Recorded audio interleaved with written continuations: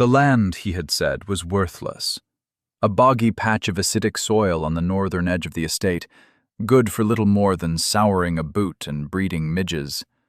He had signed it over to her with the flick of a pen, a careless addendum to a marriage contract that was itself a document of cold, hard convenience. Prudence Abbott, soon to be the Duchess of Kestrel Chase, had accepted it as she accepted everything, with a quiet nod and an unreadable expression. It was a property of her own, the first she had ever possessed. Worthless or not, it was hers. And in the silent, ink-stained chambers of her mind, where she kept ledgers of far greater complexity than mere finances, she filed the fact away. Sorrel Down, her own worthless land. This was 3 months before the first merchant from London arrived, his carriage wheels churning the mud of the long-neglected driveway to Kestrel Chase. It was 2 months before the whispers started in the nearby town of Marley, and it was a lifetime away from the moment she first met the Duke, a moment defined not by a glance across a ballroom, but by the scratch of her pen correcting a fool's mistake. Her life before the Duke had been a study in shades of grey. For 6 years, since the death of her father had left her a penniless relation, she had lived in the London house of her aunt, Lady Honora Fenwick. She was not a companion, for that would imply conversation. She was not a governess, for her cousin Felicity was long past lessons. Prudence was, in effect, the silent engine of the household. It was her mind that stretched the dwindling Fenwick finances, her hand that penned the correspondence, her quiet presence that ensured the silver was polished and the linens were mended. Her payment was a small, cold room at the top of the house and the constant, grating knowledge of her dependency. Lady Fenwick, a woman whose ambitions had long outstripped her means, saw Prudence not as a niece, but as a regrettable expense. Felicity, her beautiful and charmingly vapid cousin, barely saw her at all.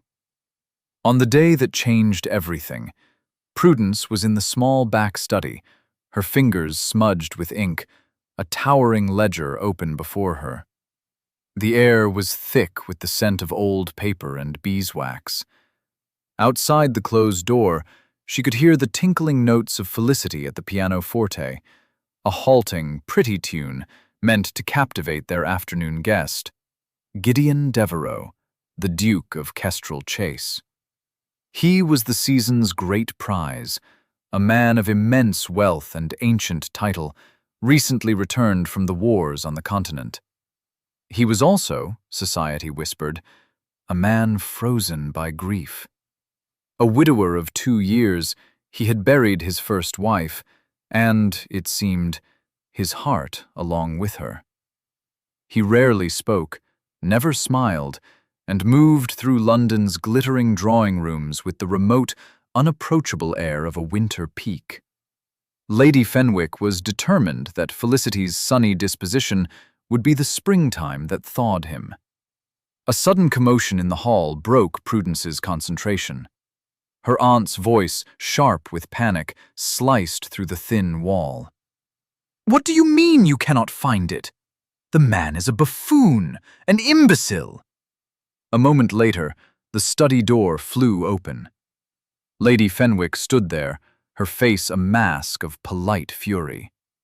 "Prudence! A disaster! Mr. Jennings has made an error in the dowry calculations, a significant one. The Duke has noted a discrepancy." Her eyes darted towards the hall, as if the Duke himself might overhear this domestic catastrophe. "Fix it, now!" She thrust a sheaf of papers at Prudence. They were covered in the looping, self-important scrawl of the family's solicitor. Prudence took them. Her gaze swept the columns of figures, her mind a swift and silent abacus. The music in the drawing room had stopped. The silence that followed was heavy with expectation. "Well?" her aunt hissed. Prudence placed a single, steady finger on a line halfway down the second page. "Here," she said, her voice low and calm. "Mr. Jennings has calculated the yield from the tenant farms based on last year's harvest, but he has applied this year's lower market price for grain. He has compounded the error across all 3 properties. The deficit is not £500, as he claims. It is £1,216. She did not look up. She simply stated the fact, the numbers as clear in her head as if they were carved in stone. Lady Fenwick stared, speechless for a rare moment. From the doorway behind her, a new voice spoke, deep and devoid of inflection. "Let me see." Prudence looked up. Gideon Devereux stood there, his large frame filling the doorway. He was not handsome in the classical sense. His face was too severe, his expression too remote. But there was a raw power in his stillness, an unnerving intelligence in his dark, watchful eyes. He was not looking at her aunt's panicked face or the fashionable clutter of the room. He was looking at the ledger on her desk, and then at her ink-stained fingers. Lady Fenwick fluttered. "Your Grace, a minor clerical issue, I assure you. My niece—" He ignored her completely, stepping into the small, cramped room. He bent over the desk, his sleeve brushing against Prudence's arm. She held her breath. He smelled of rain-washed wool and cold air. He pointed to the figure she had indicated. "Show me," he commanded. It was not a request. With quiet precision, Prudence turned a page in the main ledger. The market price for corn was confirmed by letter on the 1st of March, here. The rents were collected the week after, here. Mr. Jennings used the price from the previous fiscal year, which you can see here. Her finger moved from entry to entry, tracing the path of the error. It took less than a minute. When she was finished, a profound silence filled the room. The Duke straightened up slowly. He looked at the ledger, then at Prudence. For the first time, his gaze met hers directly. It was like being weighed and measured. It was not pity in his eyes. It was something harder and more respectful. It was recognition. "You have a good head for figures," he stated. "I find them reliable," Prudence replied, her own voice barely more than a whisper. He gave a single, sharp nod. Then he turned his attention back to Lady Fenwick, who was watching with a mixture of horror and confusion. His next words fell into the room like chips of ice. "Lady Fenwick, I believe your daughter is a charming and beautiful young woman. She will make some man a decorative and accomplished wife. But she is not the wife I require." He paused, letting the brutal finality of the statement land. "I will, however, make you an alternative proposal. I will settle a generous income upon Miss Fenwick, sufficient for her to make a match of her choosing, a significant one." Lady Fenwick's eyes widened, a storm of calculation brewing within them. "Your Grace, I don't understand." The Duke's gaze shifted back to the young woman with the ink-stained fingers and the steady eyes, the woman no one ever looked at. "My proposal," he said, his voice as quiet and absolute as a verdict, "is for your niece. I will marry Miss Abbott." The silence that followed was absolute. Prudence felt the world tilt on its axis. Her aunt stared, mouth agape, looking from the formidable Duke to her plain, overlooked niece as if she had never seen either of them before. Felicity, drawn by the silence, appeared in the doorway, a confused pout on her pretty face. Prudence herself could not move. She felt the Duke's gaze on her, not as a man looks at a woman he desires, but as a general assesses a key piece of terrain.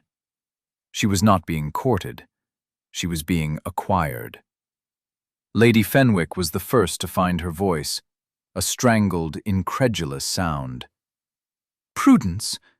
You wish to marry Prudence? The name was an insult, a dismissal. I do, Gideon said, his tone leaving no room for argument. He did not look at his intended bride, but addressed her aunt. My estate is in chaos. My accounts are a disaster. My staff are demoralized. I have been at war, Lady Fenwick. I have no time for charm. I have need of competence. Your niece has demonstrated that quality in abundance. He finally turned his head, his dark eyes locking with Prudence's once more. Miss Abbott, I am not offering you a love match. I am offering you a position, a partnership. You will be the Duchess of Kestrel Chase. You will have authority over my household, my accounts, my lands. In return, I require your loyalty, your discretion, and your skill with the ledger. It is a transaction. Do you understand the terms? Prudence's mind, usually so swift, felt sluggish. Escape. The word echoed in the silent corners of her being. This was an escape from the daily humiliations, the cloying dependency, the slow erosion of her spirit. It was a cage, to be sure, a gilded one, but it was a different cage, and one where her worth was, for the first time, being named and valued. She thought of the cold little room at the top of the house. She thought of her aunt's casual cruelty. She thought of the endless, invisible labor. And she thought of what it would be to have authority, to have a domain. She met the Duke's gaze and gave a single, deliberate nod. I understand the terms. And you accept? Yes, she said. The word was small, but it felt immense. A stone dropped into the placid water of her life. Lady Fenwick, recovering from her shock, saw the glint of opportunity. A duchess in the family, even if it was the wrong one, was still a duchess. And the settlement for Felicity— Well, she exclaimed, her tone shifting to one of feigned delight. What a surprising turn! My dear, clever Prudence, who would have thought? Gideon ignored her. He was already moving towards the door, his business concluded. But he stopped and turned back to Prudence. There is the matter of your personal settlement, a formality. Is there anything of sentimental value you would wish secured in your name? Prudence was taken aback. He was offering her a choice.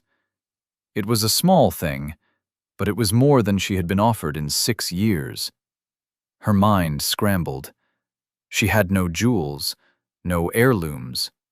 Her father's books were her only treasure, but they had no monetary value.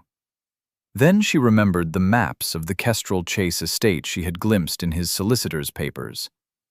There was a plot, marked in faint ink, far from the main house. There is a piece of land, she said, her voice quiet but firm, on the northern boundary of your estate. It is called Sorrel Down. A flicker of something, surprise, amusement, crossed the Duke's impassive face. That patch. It's worthless. A waterlogged mire. It has not yielded a single shilling in a century. Nevertheless, Prudence said, holding his gaze, I would like it to be mine. For a long moment, he studied her. He seemed to be looking for a hidden motive, a secret calculation. Finding none, he gave a curt shrug. As you wish. It is yours. He turned to his solicitor, who had been hovering in the hall. Add a clause. The parcel of land known as Sorrel Down, to be the sole and exclusive property of Miss Prudence Abbott upon her marriage. See it done. And with that, he was gone. The wedding was a swift, sterile affair at a registrar's office, attended only by a resentful Lady Fenwick, a bewildered Felicity, and the Duke's stone-faced solicitor. There were no flowers, no music, no pretense of joy. It was the signing of a contract. Prudence wore her best dress, a simple gray wool, and spoke her vows in a clear, steady voice. Gideon spoke his in the same clipped, businesslike tone he had used in her aunt's study. When he slid the plain gold band onto her finger, his touch was cool and impersonal. She was now Her Grace, the Duchess of Kestrel Chase. The title felt like a costume she had not yet learned how to wear. The journey to the estate was made in a large, well-sprung carriage, in near total silence. The Duke read a book on agricultural reforms, and Prudence watched the rolling countryside pass by, her hands folded primly in her lap. She was his wife. She lived in his house, but she felt more like a newly hired steward than a bride. Kestrel Chase rose from the landscape as the autumn evening drew in, its stone facade the color of a winter sky. It was a vast, beautiful, and profoundly melancholy house. Wings stretched out like sleeping arms, but only a handful of windows showed light. The gardens were overgrown, the gravel on the drive scattered with weeds. The house did not feel empty. It felt held in a state of suspended animation, as if it were holding its breath. As the carriage rolled to a stop, the great oak doors opened. A line of servants stood waiting in the cavernous entrance hall. At their head was a woman in a severe black dress, her gray hair pulled back so tightly it seemed to pull her face into a permanent frown. Her expression was one of deep, ingrained skepticism. The Duke stepped out of the carriage and turned to help Prudence down. It was a perfunctory gesture, but his hand on her elbow was firm, steadying. He led her inside. "This is Mrs. Ingram, the housekeeper," he said, his voice echoing in the marble hall. "Mrs. Ingram, this is your new mistress, the Duchess." Mrs. Bess Ingram executed a curtsy so shallow it was almost an insolence. Her eyes, small and sharp as a bird's, raked over Prudence's simple traveling dress, her unadorned hair, her plain, serious face. Prudence saw disapproval, and something more, a fierce, protective loyalty to the house and to the memory of its previous mistress. Prudence did not try to smile or offer false warmth. She knew it would be rejected.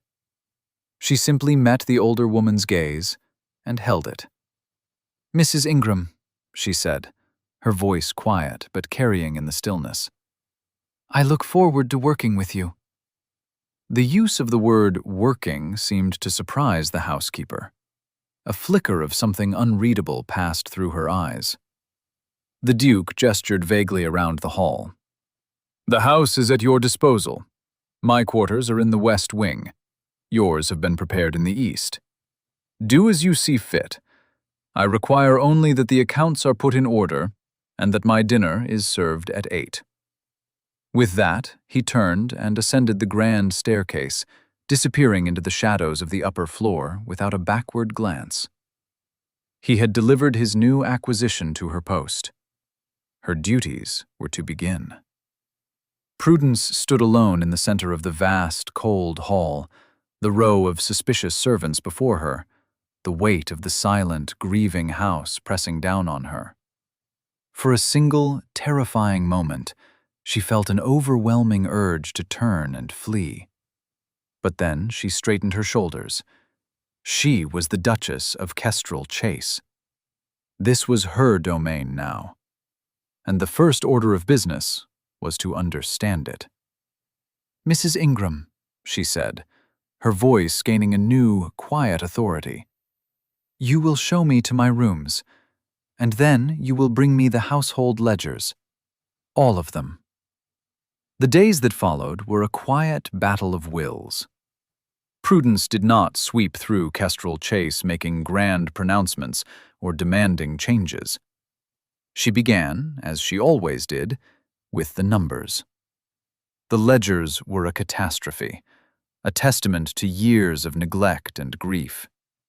Entries were missing, tradesmen had gone unpaid, and entire revenue streams from the estate's tenant farms had simply been allowed to wither. She spent her first week in the estate office, a small, dusty room off the main library.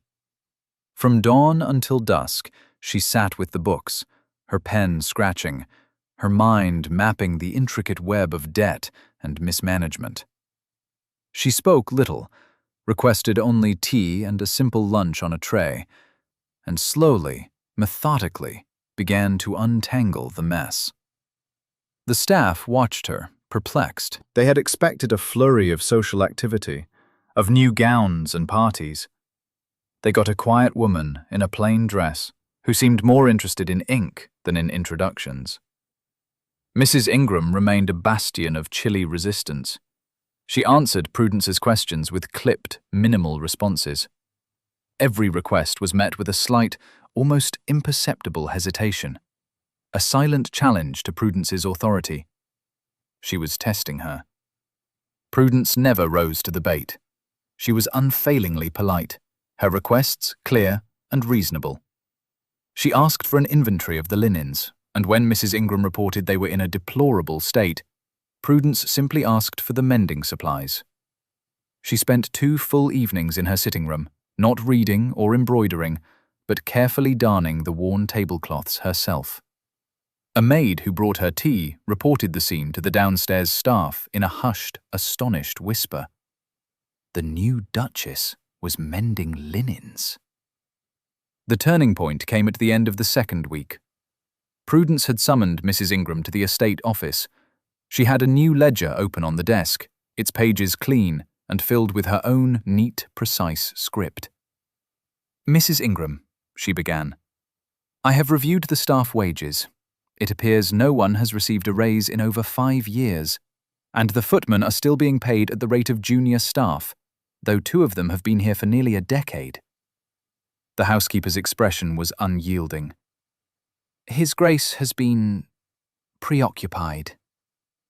Indeed, Prudence said, but his preoccupation is not their fault.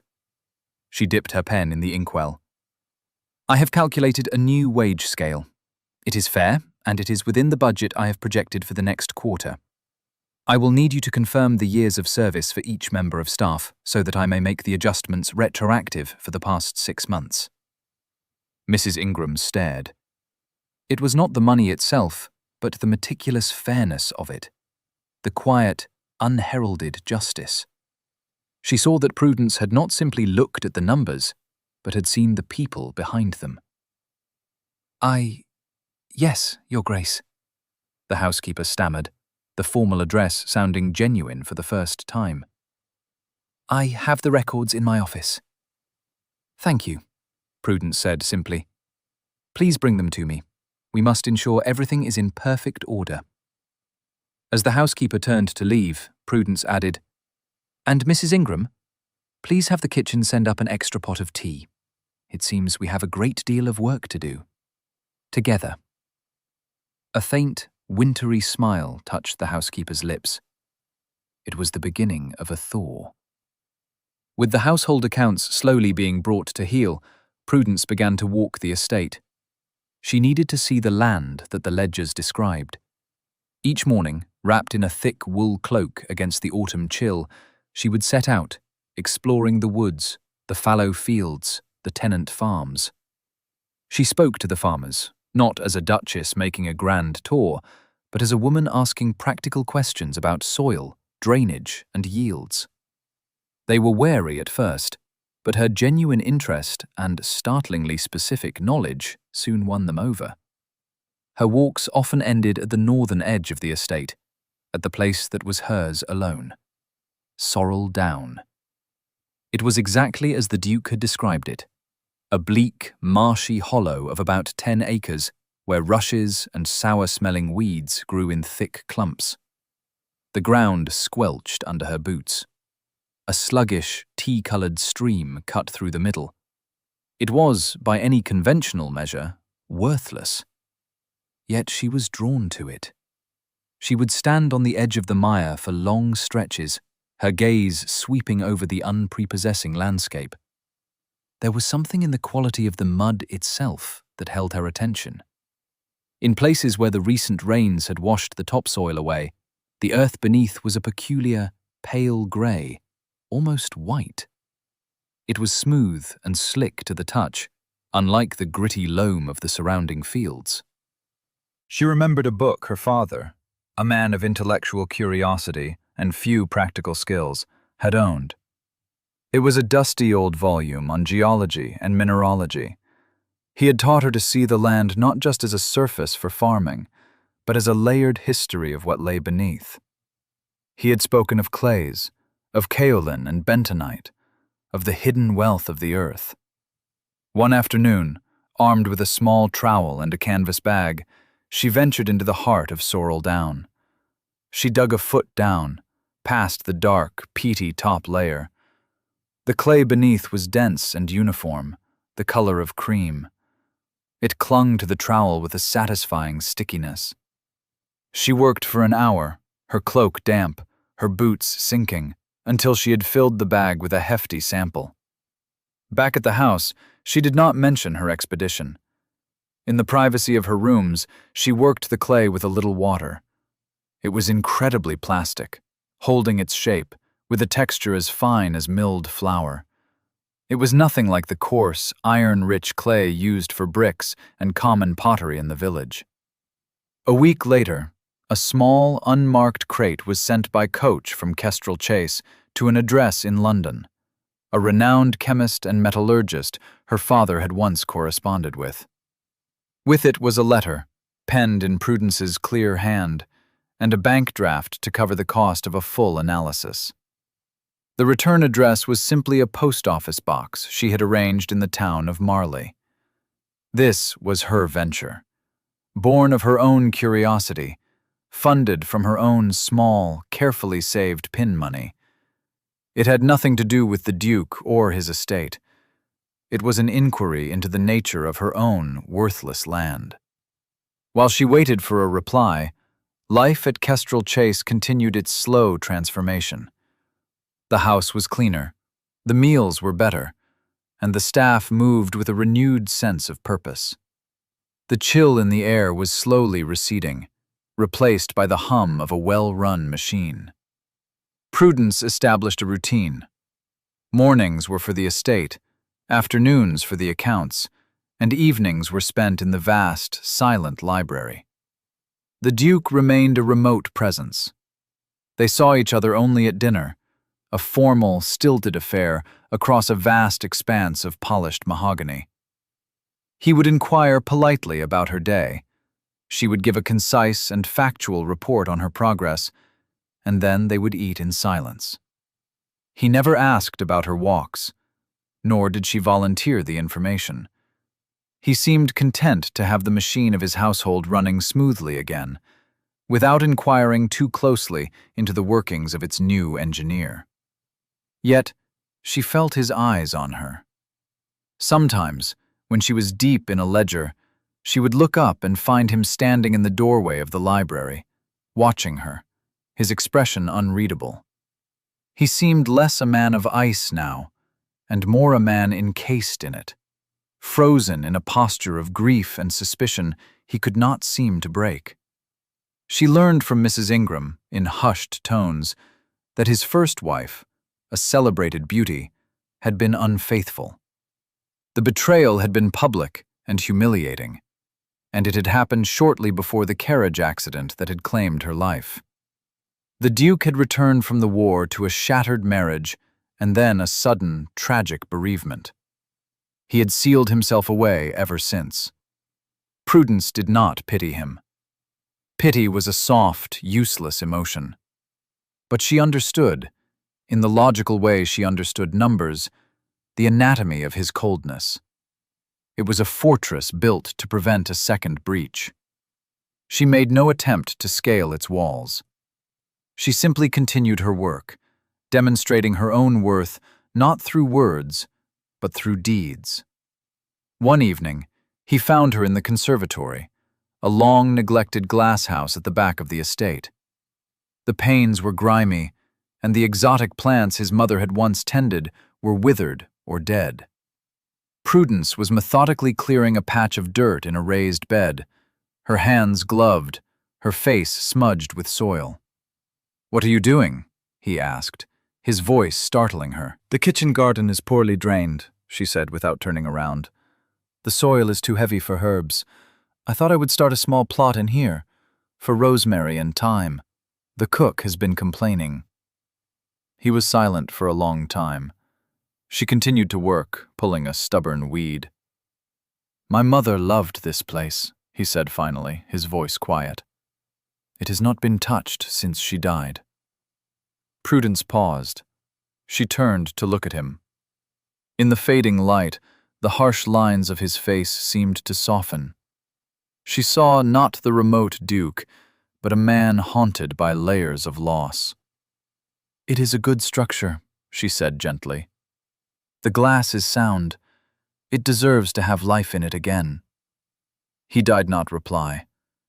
But the next morning, she found 2 gardeners, men she had not seen since her arrival, waiting for her by the conservatory door. They had been given orders, they said, from the Duke himself. They were at her disposal. It was a small gesture, but it was a significant one. A crack in the ice, a single, shared enterprise. Together they began to bring the conservatory back to life. And as the first green shoots of rosemary began to push through the soil, Prudence felt a flicker of something she had not allowed herself to feel in a very long time. It was a fragile, tender thing, as delicate as a new seedling. It felt, astonishingly, like hope. We'll take a very short break. If you don't want to miss new stories, please subscribe to the channel. The reply from London arrived 3 weeks after she had sent the sample. It was not a letter, but a thick packet of documents. Prudence collected it from the Marley post office and carried it back to Kestrel Chase, the weight of it feeling momentous in her hands. In the privacy of her study, she broke the seal. The chemist's report was dense with technical language, but the conclusion was starkly, breathtakingly clear. The sample from Sorrel Down was not merely clay. It was kaolin of the highest purity, with a mineral composition almost identical to that found in the legendary kilns of Jingdezhen in China. It was the essential ingredient for true, hard-paste porcelain, a substance so rare and valuable in England that it was known as white gold. The potteries in Worcester and Chelsea struggled with inferior materials, their secrets jealously guarded. This deposit, the report stated, was of a quality and likely a quantity that could revolutionize the entire British ceramics industry. Her worthless land was, in fact, a treasure hoard. Prudence sat back in her chair, her heart hammering against her ribs. She read the report again, and then a third time. The numbers, the chemical compositions, the density measurements, they all sang the same incredible song. She had not been mistaken. Her instinct, born of a half-remembered lesson from a dusty book, had been correct. For a full hour, she did nothing. She simply sat and contemplated the document. This changed everything. This was not a salary or an allowance. This was a fortune. Her fortune. The land was hers, signed and sealed. Her first instinct was to go to the Duke, to lay the report before him and share the astonishing news. It was his land, after all, or had been. But she hesitated. Theirs was a contract, a business arrangement. He had given her the land, carelessly, dismissively. He had called it worthless. She had taken him at his word, and through her own diligence, discovered its true value. Did she owe him this discovery? The terms of their agreement were clear. She would manage his estate. This was not his estate. This was hers. A new, unfamiliar feeling began to take root in her. A fierce, protective sense of ownership. This was the fruit of her own labor, her own intellect. For the first time in her life, she had the means to be truly independent. She would not give that up lightly. She made her decision. She would proceed on her own. Using the contacts provided by the London chemist, she wrote a careful, guarded letter to a Mr. Josiah Ellery, a wealthy merchant and a major investor in the burgeoning pottery trade. She did not reveal the location or the full extent of the deposit. She simply stated that she was in possession of a significant source of high-grade kaolin and was seeking a partner for its extraction and sale. Mr. Ellery's reply was swift and eager. A week later, his carriage arrived at Kestrel Chase. Prudence met him, not as the Duchess, but as Miss Abbott, a private landowner conducting business.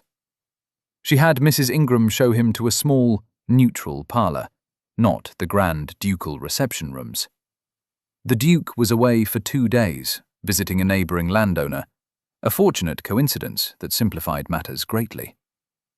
Mr. Ellery was a sharp, pragmatic man with eyes that missed nothing. He examined the chemist's report with a professional's focus. He asked pointed questions about access, water rights, and labour. Prudence answered them all with the same calm precision she applied to her ledgers. He was impressed by her grasp of the details. They negotiated for 2 hours. Prudence, armed with her knowledge of the land and a clear sense of the clay's immense value, was a formidable opponent. She did not ask for a lump sum. Instead, she negotiated a lease agreement for the extraction rights, with her payment to be a percentage of the market value of every ton of clay taken from Sorrel Down. It was a deal that would ensure her a continuous, substantial income for as long as the deposit held out. By the end of the afternoon, they had an agreement. Mr. Ellery called it fair, if a little dear. Prudence called it equitable. They shook hands on it. The first lease payment, a hefty advance against future production, would be paid into a bank account she had opened in her own name. When Mr. Ellery's carriage departed, Prudence stood at the window and watched it go. The air felt different. The ground beneath her feet felt more solid. She was no longer just the Duchess of Kestrel Chase, a salaried manager. She was a woman of property, a woman of means. The news, when it broke, spread like wildfire. Mr. Ellery, unable to contain his triumph, announced his acquisition of a new, secret source of the finest porcelain clay in England. Speculation was rampant. Within a fortnight, the location of Sorrel Down was an open secret in the London markets. By autumn, every merchant connected to the ceramics or shipping trades was clamouring to know who the mysterious owner of the worthless plot was, and if any portion of it was still available. The value of the land, and of Prudence's lease, skyrocketed. The first person to connect Miss Abbott, landowner, with the new Duchess of Kestrel Chase was, inevitably, Lady Honora Fenwick. She and Felicity arrived at Kestrel Chase unannounced, their carriage bristling with indignation. Prudence received them in the main drawing room, which she had recently had restored. The faded curtains were replaced, the furniture polished, and a fire crackled warmly in the hearth. The transformation of the room only seemed to fuel her aunt's fury. "Prudence," Lady Fenwick began, dispensing with any pretence of affection. "We have heard the most extraordinary rumours, that this clay business is you." It is, Prudence said calmly, pouring tea. But how? Felicity chimed in, her brow furrowed in genuine confusion. The Duke gave you that land. He told us it was worthless. He believed it to be, Prudence corrected gently. Lady Fenwick's eyes narrowed. You deceived him. You must have known. You tricked him into giving it to you. This plain, clever little mouse, playing on his grief. I knew nothing, Prudence said, her voice remaining level. I became curious. I had the soil tested. The results were favourable. Favourable? Lady Fenwick let out a short, sharp laugh. We hear you are set to become one of the wealthiest women in England. All from a patch of mud that should have belonged to the estate, to the family. You have cheated us all. The injustice of the accusation was breathtaking. For years, her aunt had exploited her labor without a second thought. Now, when Prudence had created something of value for herself, it was decried as theft. The land was given to me, Aunt Honora. It is legally mine. The profits from it are also mine. We shall see what the Duke has to say about this, Lady Fenwick snapped, rising to her feet. He is an honorable man. When he learns how you have taken advantage of his generosity, he will strip you of it. He will see you for the grasping, deceitful creature you are. Their visit was the opening salvo. The real attack came from a more dangerous quarter. Mr. Osmond Crane was a gentleman investor with significant, though failing, interests in a rival pottery works. He had once been a suitor for Felicity's hand, but had cooled his interest when the Duke appeared on the scene. Now, seeing the immense value of the sorrel down clay, he saw an opportunity for both profit and revenge. He began to move through London society, planting seeds of doubt. He spoke in tones of grave concern, of his worry for the poor, grieving Duke, so cruelly manipulated. He hinted at a conspiracy. Had not the new Duchess been suspiciously quick to investigate her worthless land? Did she not have a reputation for being unnaturally clever with figures and contracts? His whispers found fertile ground. It was a far more romantic story than the truth. The beautiful, grieving Duke, blinded by his loss, tricked by a plain, cunning spinster. Society, which had been baffled by the Duke's choice of bride, now seized upon this narrative. It made sense. The campaign of slander escalated. Crane, with the bitter and willing assistance of Lady Fenwick, moved from insinuation to fabrication. Their goal was not just to discredit Prudence, but to break the lease. If they could prove she had acquired the land by deception, the contract with the Duke could be invalidated. The land would revert to the estate, and a new, more favorable lease could be negotiated, perhaps with Mr. Crane himself. They needed evidence. So they created it. One afternoon, the Duke returned from a trip to London. Prudence met him in the hall. She had not seen him in 4 days, and she was struck by a change in his demeanor. The wall of ice was back, thicker and more impenetrable than ever. His eyes were cold, his jaw tight. He barely acknowledged her greeting before striding past her into his study and closing the door. A knot of dread tightened in Prudence's stomach. Something was wrong. An hour later, he summoned her. She entered the study to find him standing by the window, his back to her. A single sheet of paper lay on his desk. The air in the room was heavy, charged with a terrible stillness. "I was in London," he said, his voice flat and devoid of emotion. "I had a meeting with Mr. Crane. He was kind enough to share some correspondence with me." He turned, and the look on his face made her breath catch. It was a mask of cold, controlled pain. The look of a man who had been betrayed before and was now facing it a second time. "He said you were a woman of rare foresight. the Duke continued, his voice dangerously quiet. "He claims your foresight extended to knowing the value of Sorrel Down long before our marriage." "That is a lie," Prudence said. "Is it?" He gestured to the paper on his desk. "This is a letter. It is in your hand. It is addressed to a potter in Staffordshire, dated 2 weeks before my proposal to you. In it, you describe the clay at Kestrel Chase in great detail and inquire about its potential value for porcelain." Prudence stared at the letter. The handwriting was a passable imitation of her own.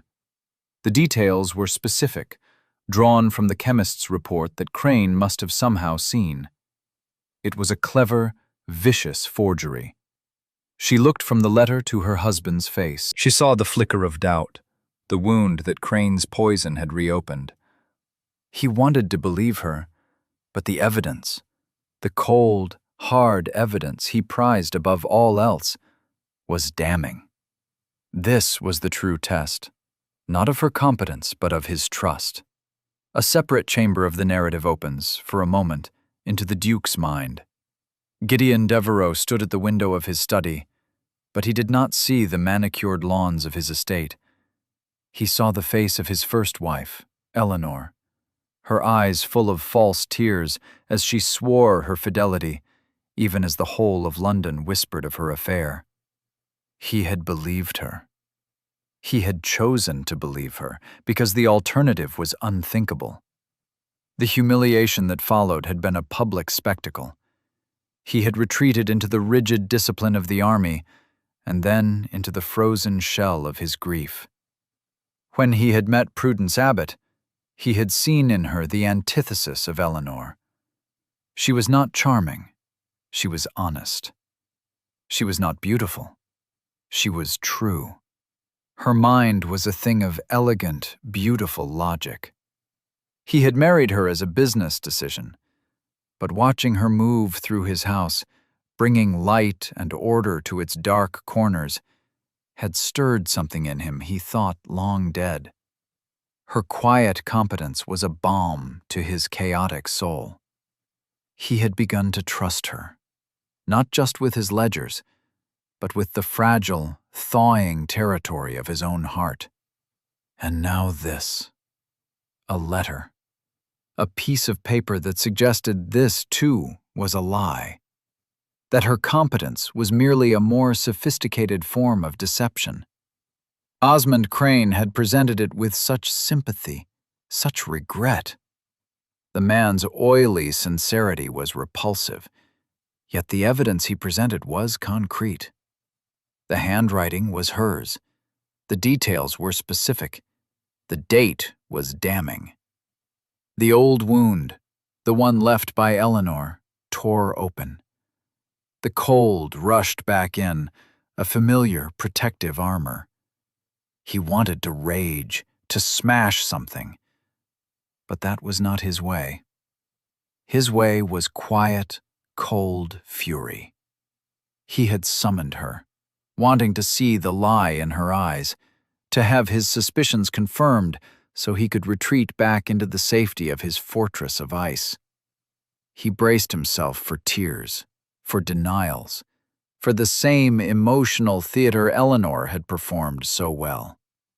He laid the trap, presenting the evidence and waiting for her to fall into it. He watched her read the forgery, his own heart a leaden weight in his chest. He was prepared for anything but what came next. Prudence looked at the forged letter. She looked at the Duke's ravaged face. She saw the doubt, the history of a past betrayal playing out in the tense line of his jaw. He was expecting a lie. He was expecting a performance. She would give him neither. She did not cry. She had learned long ago that tears changed nothing. She did not raise her voice or offer panicked denials. She simply took a slow, steadying breath. "That is not my letter," she said, her voice low but firm. "The handwriting is a near-perfect match," he countered, his tone clipped. "It is an excellent forgery," she conceded. "But it is a forgery nonetheless." She met his gaze directly, her own clear and unwavering. The moment stretched, taut and silent. He was waiting for her to falter. She would not. "Prove it," he said, the words a harsh challenge. "Very well," she replied, a cold calm settling over her.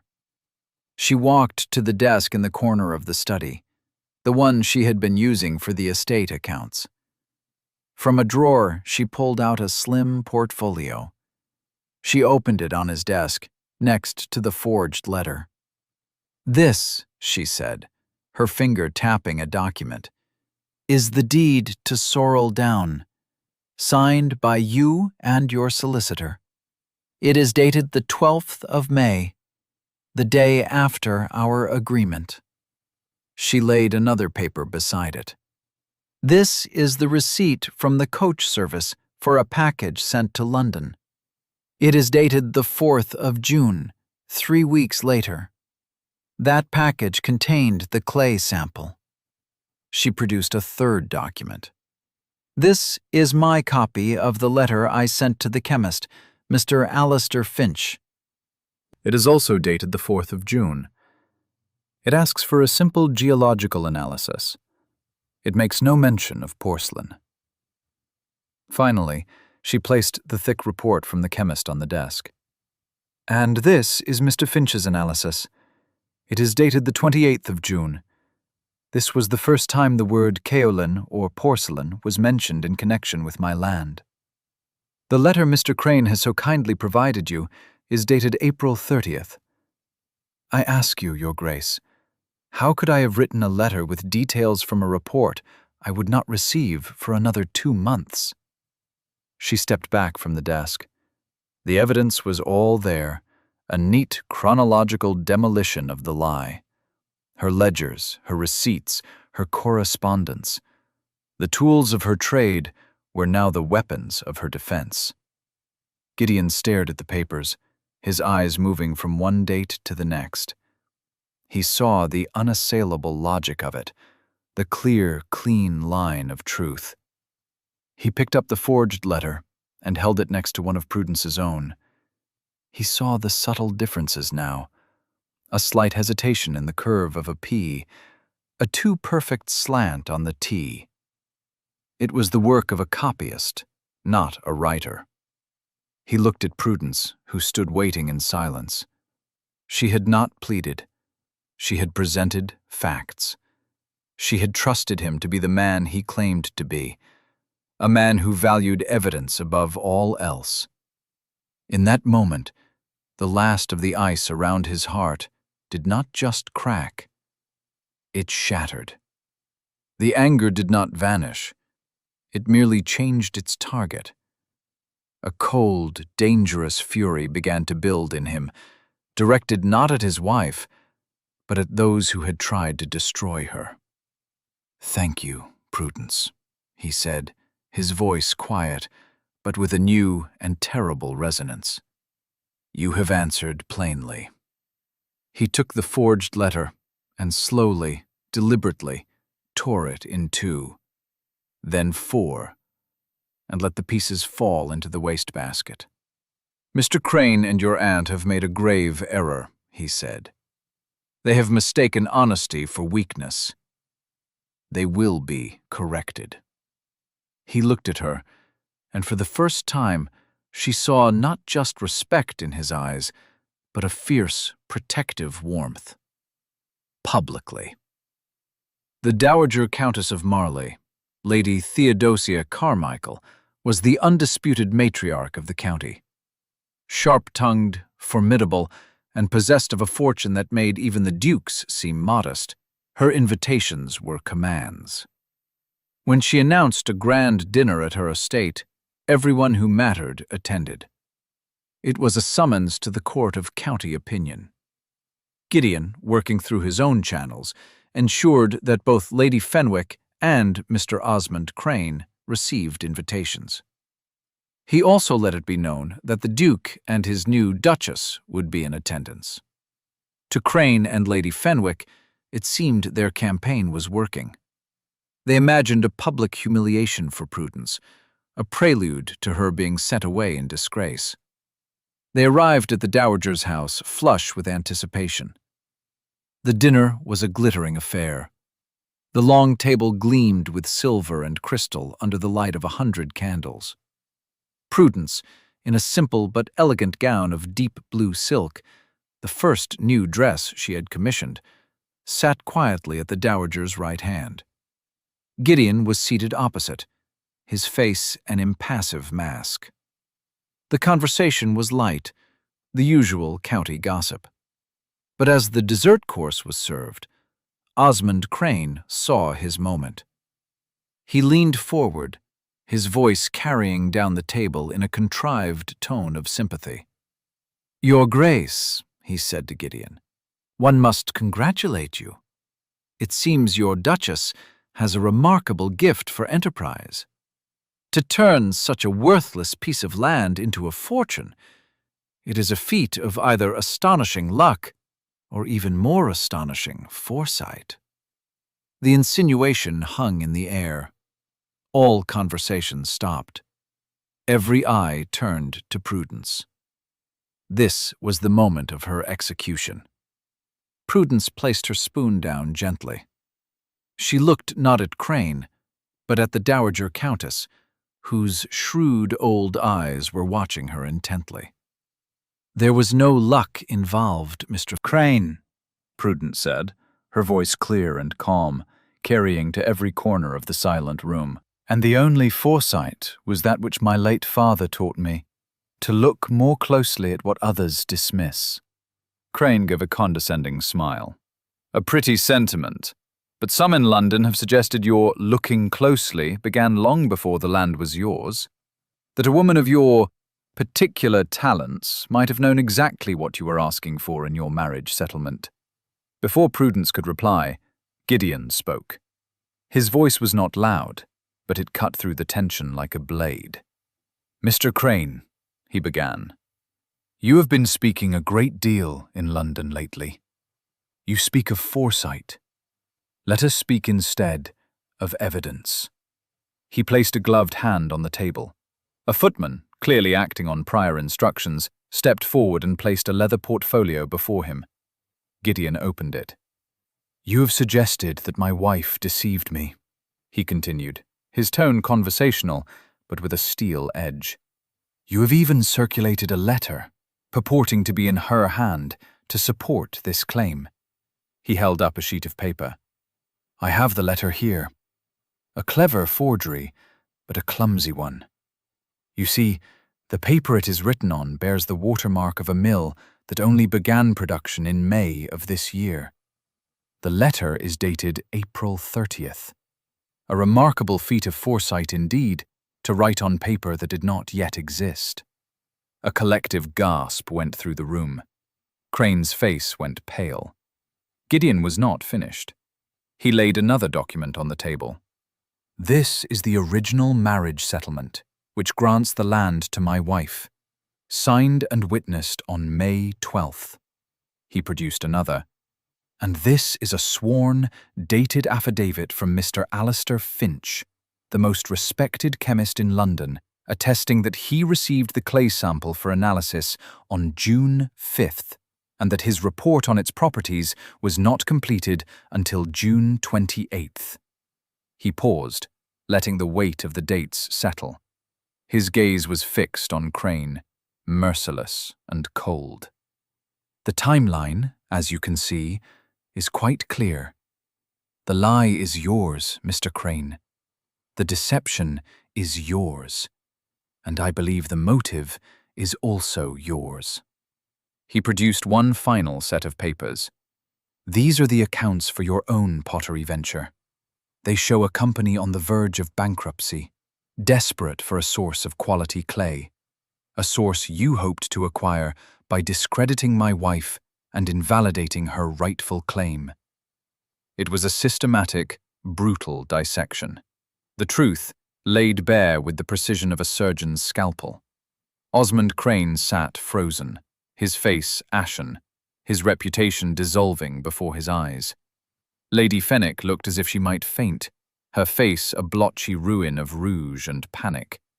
The Dowager Countess, who had been listening with a grimly satisfied expression, finally spoke. She tapped a sharp finger on the table. "Mr. Crane," she said, her voice like cracking ice, "you have peddled lies and slander about a member of my family, for the Duchess is now my neighbor and my friend. You have attempted fraud. You are no longer welcome in this house or in this county. You will leave. Now." Utterly broken, Crane stumbled to his feet and fled the room, the sound of the great door closing behind him echoing his ruin. The Dowager then turned her fearsome gaze on Lady Fenwick. "As for you, Honora," she said witheringly, "you have shown your true colors. Greed and jealousy are such unbecoming shades. I suggest you return to London. You will find the air in this part of the country has become decidedly chilly." Humiliated beyond recovery, Lady Fenwick gathered what little dignity she had left and followed Crane into social exile. In the ensuing silence, the Duke of Kestrel Chase rose from his seat. He walked around the table to where Prudence sat. The entire room watched, holding its breath. He did not say a word. He simply took her hand, raised it to his lips, and then stood beside her, a silent, unshakable declaration of unity. It was not a rescue. It was an acknowledgement. A partnership, forged in silence and now declared in public. Later that night, back at Kestrel Chase, the silence was of a different kind. It was not empty or cold, but full and peaceful. A fire burned in the library, casting a warm glow on the books and the two figures who stood before it. The public battle was over, but the private one remained. Gideon turned to Prudence. The impassive mask was gone. In its place was a vulnerability she had never seen before. "When I first met you," he began, his voice low, "I saw competence. I saw order. I saw a solution to the chaos of my life. I offered you a contract, not a marriage." He took a step closer. "I was wrong. I was a ruin, Prudence. A house with the windows boarded up and the furniture under dust cloths. And you did not just put the accounts in order. You let the light in. You tended the gardens. You reminded the staff, and you reminded me what it was to be a home." He looked at her, his dark eyes full of a deep, quiet emotion. "What you did with Sorrel Down. Any other woman would have run to me with the news, either to claim a reward or to give it away. You did neither. You made it your own. You created value from nothing, through your own merit. You have a strength I have never known." He slowly went down on one knee. Prudence's breath caught in her throat. It was the most shocking, most unexpected thing he could have done. "I am the Duke of Kestrel Chase," he said, his gaze fixed on her face, "and I am kneeling before you. Not to the Duchess, but to Prudence. I am not offering you a position. I am not proposing a transaction. I am asking you, plainly, will you be my wife? In truth, not just in name. Will you share this life with me, not as my manager, but as my partner, as my equal?" Tears, The ones she had refused to shed in the face of cruelty and suspicion pricked at the back of her eyes now. They were tears of a different kind entirely. Tears of recognition, of being truly seen. She looked at this proud, reserved man kneeling before her, offering her not a title or a fortune, but himself, his trust, his heart. "Yes," she whispered. She reached out and touched his face. "Plainly." He rose and drew her into his arms. The embrace was not born of sudden passion, but of a deep, slow-growing certainty. It was solid. It was real. "Together," he murmured against her hair. And in the warm, firelit library of the house she had brought back to life, Prudence Abbott, the Duchess of Kestrel Chase, finally felt that she was home. 2 years later, Kestrel Chase was a place transformed.